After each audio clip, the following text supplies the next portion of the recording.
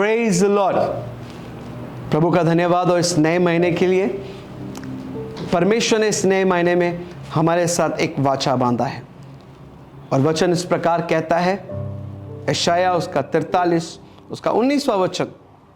परमेश्वर ने इस महीने हमसे इस वचन के द्वारा आशीषित किया है। आइए हम इस वचन को पढ़ेंगे। वचन कहता है, देख मैं एक नई बात करता हूं, वह अभी प्रकट होगी, क्या तुम उससे अनजान रहोगे? मैं जंगल में एक मार्ग बनाऊंगा और निर्जल देश में नदियां बहाऊंगा। प्रभु का धन्यवाद हो इस वचन के लिए।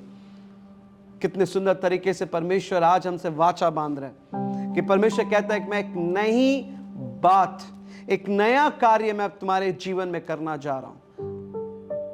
आज मैं उन लोगों को बोलना चाहता हूं जो आज जिनके पास कोई भविष्य नहीं, जो सोच रहे हैं प्रभु आगे क्या होगा, कल क्या होगा, क्या मैं पढ़ पाऊंगा, मैं एग्जाम में पास होऊंगा, क्या मुझे अच्छा एक नौकरी मिलेगा, क्या मुझे नई आशीषें मिलेंगी। पर आज प्रभु आपसे वाचा बांध रहा है इस महीने।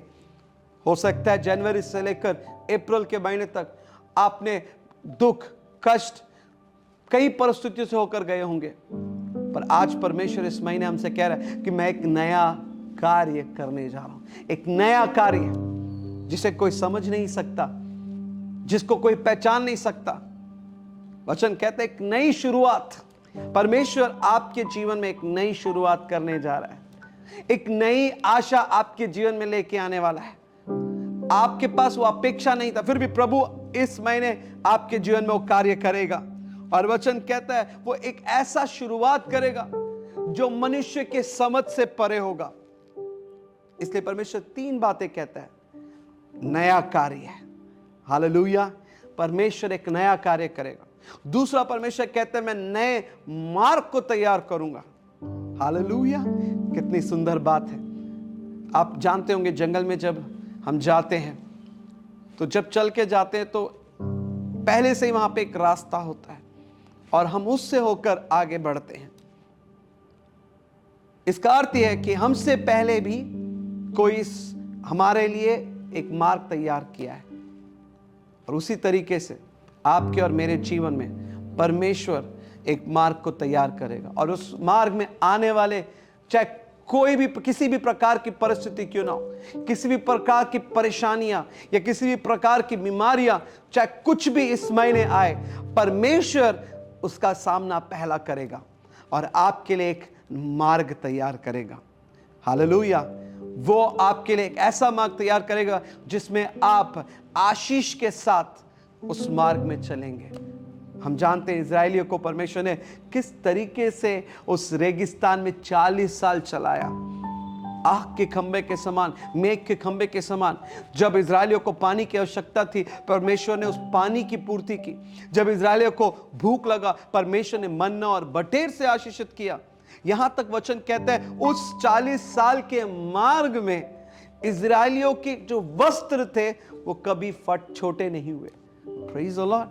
परमेश्वर किस तरीके से उन्हें चलाया। देखिए जैसे जैसे बच्चे बड़े होने लगे उनके वस्त्र भी बड़ा होने लगा। मैं विश्वास करता हूं क्योंकि वचन कहता है उनका वस्त्र छोटा नहीं हुआ, उनके उम्र के साथ उनका वस्त्र भी बढ़ने लगा। इस तरीके से परमेश्वर इस नए महीने में आपके और मेरे जीवन में कार्य करने जा रहा है। आपके और मेरे जीवन में परमेश्वर उस मार्ग में जब चलाएगा तब आप अनेक अद्भुत कार्यों को आपके जीवन में आप महसूस करेंगे। परमेश्वर के उसकी उपस्थिति को महसूस करेंगे आप, हालेलुया। तीसरा कहता है वचन में कि वो निर्जल भूमि में क्या करने वाला है? नदियों को बहाने वाला है। Praise the Lord. आप जानते वचन कहता है जब इजरायलियों को प्यास लगा, वहां पे मारा था जिसका पानी कड़वा था, परमेश्वर ने मारा के पानी को मधुर में बदल दिया। जब उनके पास पानी नहीं था, उन्होंने परमेश्वर की ओर पुकार के कहा, परमेश्वर हम प्यासे हैं।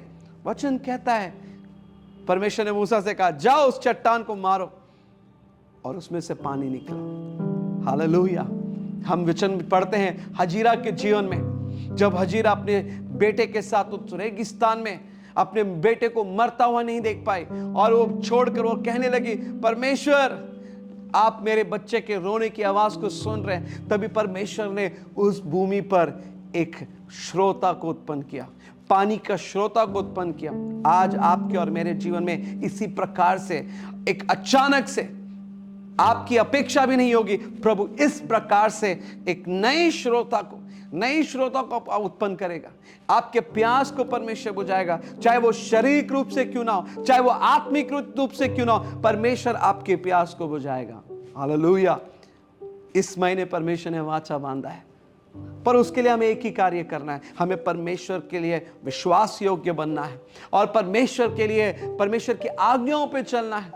वचन कहता है इजरायली विश्वास योग्य नहीं थे, इसलिए उनके जीवन में परिस्थितियां, कठिनाई, बंधुआई थे।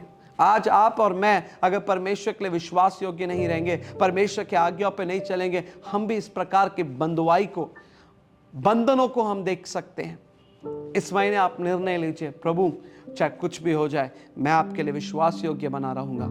चाहे कोई भी परिस्थिति क्यों ना हो, चाहे वो बीमारी क्यों ना हो, आर्थिक तंगी क्यों ना हो, परमेश्वर किसी भी प्रकार की परिस्थिति क्यों ना हो, मैं आपकी आज्ञा पे चलूंगा।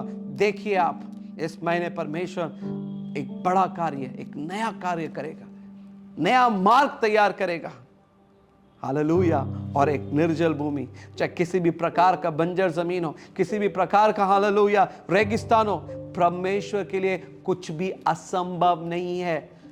वो असंभव को संभव में करने वाला परमेश्वर है। अगर रेगिस्तान में परमेश्वर पानी के स्रोतों को इजरायलियों के लिए उत्पन्न कर सकता है, आप और मैं परमेश्वर के संतान हैं, वो कभी हमें नहीं छोड़ेगा, क्योंकि उसने कहा है ना तो मैं तुझे छोड़ूंगा ना मैं तुझे त्यागूंगा। मैं इजराइल का परमेश्वर हूं, ना सोता हूं और ना ऊँघता हूं। और परमेश्वर कहता है कि अगर तुम मुझ पर विश्वास करते हो तो मेरे संतान कहलाओगे। क्या आप अपने संतान को कभी छोड़ोगे? क्या आप अपने संतान को प्यासा रहने दोगे? क्या आप अपने संतान को भूखा रहने दोगे? जब हम बुरे होकर अपने बच्चों को अच्छी तरीके से पालना जानते हैं तो सोच के देखिए, वो हमारा स्वर्गीय पिता है, वो हमारे लिए क्या कुछ नहीं कर सकता, वो सब कुछ कर सकता है।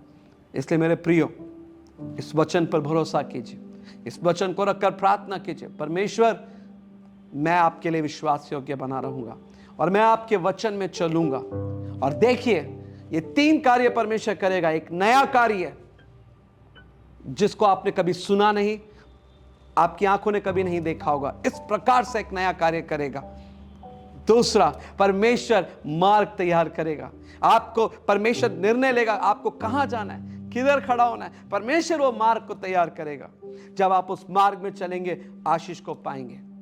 तीसरा, परमेश्वर आपके जीवन में हर एक सूखी जमीन जो हमारा आशीष रहित जीवन है, उसे अपने बारिश के आशीषों से आशीषित करने वाला है। प्रभु आप सबको आशीषित करें। आइए हम आंखें बंद करके प्रार्थना करें। प्यारे खुदावन यीशु मसीह, धन्यवाद इस सुंदर वचन के लिए जो आपने हमसे वाचा बांधा है। प्रभु धन्यवाद, आपने कहा है कि एक नया कार्य आप करने वाले हैं। परमेश्वर आप हमारे जीवन में मार्ग को तैयार करने वाले हैं। परमेश्वर धन्यवाद, आप हमारे जीवन में परमेश्वर नदियों को बहाने वाले हैं। प्रभु हम धन्यवाद करते हैं, पवित्र आत्मा सहायता कर कि हम तेरे लिए विश्वास योग्य बने रह सके और सहायता करके हम तेरे वचन में चल सके, क्योंकि आप हमारे सहायक हो। आप हमारी अगुवाई कीजिए ताकि हम परमेश्वर के राज्य और उसके धर्म की खोज निरंतर कर सकें। धन्यवाद करते हैं, सारी आदर और महिमा हम आप ही को देते हैं। यीशु के नाम से प्रार्थना मांगते हैं, आमीन आमीन। God bless you.